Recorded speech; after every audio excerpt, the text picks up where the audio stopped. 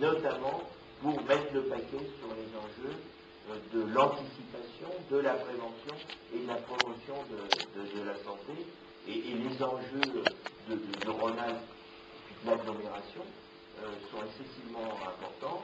Je débattais hier avec en grand chef le service de pneumologie à Lyon et on évoquait, je dirais, le triste bilan en ce début d'année que concernant... En fait, nous sommes aussi contre ces constructions sauvages où on construit tout de suite des habitats là où il y a de l'espace.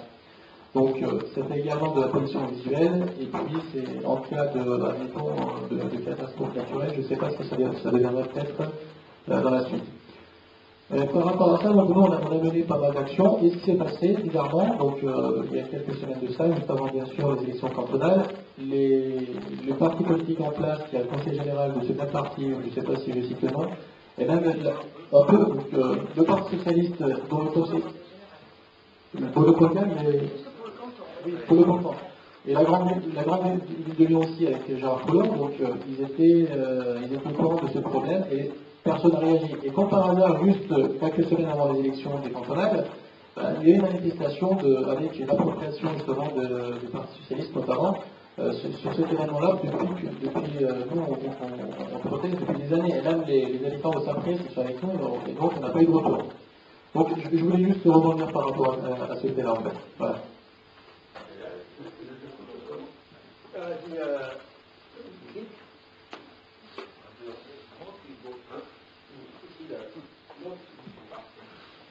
Alors, un aspect plus technique, c'est comment technique, on vend, on continue de vendre. Comment technique, on continue de vendre massivement des IES, c'est des particules, c'est une catastrophe. Au niveau des pots catalytiques, la réduction de vitesse rend encore plus inefficace les pots catalytiques. C'est pour balance éventuelle de particules, puisque les moteurs sont peut-être fonctionner, donc ça serait encore un peu 120 pour fonctionner le moteur, pour avoir un peu de température au niveau du pot. Depuis 15 ans, il y a des véhicules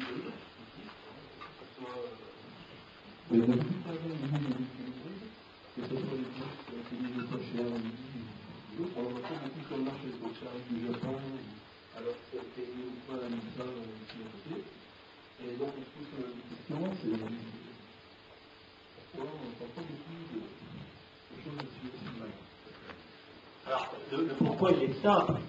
C'est que nous sommes pour l'instant basés sur une économie libérale qui fait que les producteurs peuvent produire pratiquement les voitures qu'ils veulent tant qu'il n'y a pas des normes qui l'interdisent. Donc on est dans la limite de toute façon de cet exercice et c'est au législatif de rajouter des normes chaque fois qu'il y a un problème de normes, il y a un problème d'accord avec les pays européens, puisque par définition, la voiture allemande doit pouvoir se vendre en France, etc. Donc ça fait une inertie avec des lobbies extrêmement importants.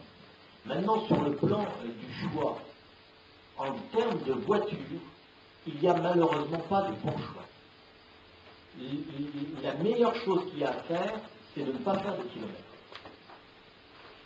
Et d'une certaine manière, non mais c'est peut-être un petit peu provocateur, il faut effectivement favoriser les modes doux. Les modes doux, je vous donner juste quelques exemples des modes doux. Il faut favoriser effectivement les kilomètres inutiles, c'est-à-dire que quand on pense une ville, il faut quand même que les distances entre le domicile et le travail, qui n'a jamais cessé de croître sur les dernières années, il croît, et bien là il faut se battre pour arrêter cette croissance de l'augmentation du domicile de travail. Ça c'est un objectif, et l'objectif, on peut se donner les moyens. Je vais juste vous donner un chiffre pour bien faire comprendre l'intérêt général du transport collectif contre l'intérêt de la voiture. Sur les périodes précédentes, la ligne D du métro, ça a coûté l'équivalent d'1 milliard d'euros, et il y a 220 000 usagers jour qui prennent un billet de l'ordre de 1,70, 1,80 euros, là, ça dépend à quel niveau on prend. Quand on prend le périphérique nord de Lyon, il a coûté aussi 1 milliard d'euros, donc c'est comparable. Le passage en prix de base, je parle pas des abonnements, c'est aussi 1,80, il est passé à 2 euros, c'est-à-dire que c'est également comparable. Il y a 55 000 usagers jour. Voilà, donc investir dans les transports collectifs, c'est forcément investir dans l'intérêt général. Maintenant, pour répondre concrètement à l'histoire des voitures, le problème des microparticules, c'est justement qu'un des aspects des polluants. Et le problème, c'est que le gasoil est meilleur en CO2. Au kilomètre parcouru, le gasoil est meilleur en CO2. Donc, la bataille, c'est effectivement de diminuer les puissances, plus que de jouer sur le carburant, c'est de diminuer les puissances. On devrait interdire toute voiture qui dépasse les 7 chevaux. Ça n'a aucun intérêt. L'autre chose, c'est que les gains, c'est cette bataille, les gains qu'on a eus au kilomètre parcouru, c'est-à-dire qu'on vous annonce le nombre de litres d'essence pour 100 km. On a réussi à baisser. Sauf que parallèlement, le nombre de kilomètres par habitant a augmenté. Donc la bataille globale, elle est perdue pour l'instant. Elle est pour l'instant perdue. Et la deuxième facteur, c'est que les grandes améliorations de moteurs qu'on vous annonce, elles sont aussi perdues par l'augmentation du poids des voitures. Alors certes, on va vous dire c'est de la sécurité parce que c'est l'ABS, c'est les airbags, etc. Mais c'est aussi une multitude de gadgets de confort, d'avoir le CD musical dans sa voiture, etc., etc. Donc le poids des voitures a augmenté. C'est-à-dire tout ce qu'on a gagné en technologie, on l'a reperdu par ailleurs. Donc la bataille aujourd'hui, c'est effectivement de diminuer la puissance des voitures. Et la voiture électrique, c'est une fausse bonne solution pour essentiellement deux raisons. C'est que les problèmes de batterie ne sont pas résolus et c'est polluant. Le deuxième problème, ça sera le coût qui sera pour l'instant extrêmement dissuasif. Mais bon, ça c'est un autre débat, c'est le coût, on peut voir les impacts. Mais surtout, c'est que derrière les voitures, c'est soit vous avez le nucléaire, soit vous avez des centrales thermiques, et là, pour le coup, le rendement thermique de mettre du pétrole dans des centrales thermiques qui vous fait du courant, qui l'envoie dans l'état, il est pire que les voitures. Il vaut mieux le brûler directement dans la voiture. Donc, le gain global, comme l'électricité nucléaire est extrêmement faible à l'échelle du monde, pas à l'échelle de la France, on a un pays les plus nucléarisés au monde, eh bien, le rendement global de dire l'avenir est dans la voiture électrique, c'est là aussi, c'est une erreur. La question, c'est de repenser nos modes de déplacement. Il faut arrêter d'être tout seul dans sa voiture, etc. Et si on prolonge notre raisonnement, c'est bien la particularité, l'originalité et l'intérêt du programme Europe Écologie Les Verts, puisque, comme le dit Étienne, sinon c'est une éternelle fuite en avant. Et on peut, d'un parti à l'autre, être des bons gestionnaires. Et puis bon, ceux qui sont roses, ils sont un petit peu meilleurs gestionnaires à la marge, ils vont faire un petit peu plus de solidarité, de social, d'environnement. En fait, les enjeux, on le voit bien aujourd'hui avec ce qui se passe au Japon, ils ne sont pas là.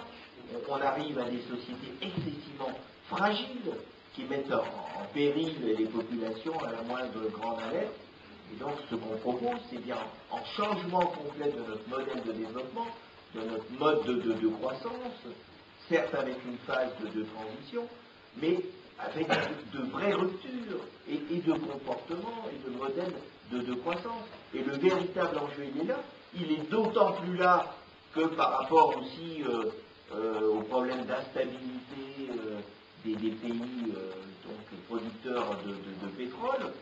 On voit bien que l'augmentation des produits pétroliers sans anticipation très énergique, très rapide de nos politiques va mettre une grande partie de la population, et notamment, Étienne le disait, avec l'augmentation du trajet domicile-travail, va mettre une grande partie de la population en grande difficulté, et d'abord d'aller travailler.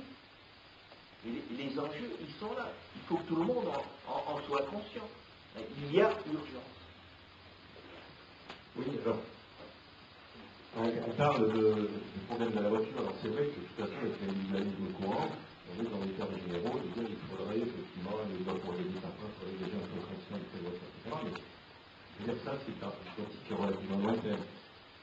Concrètement,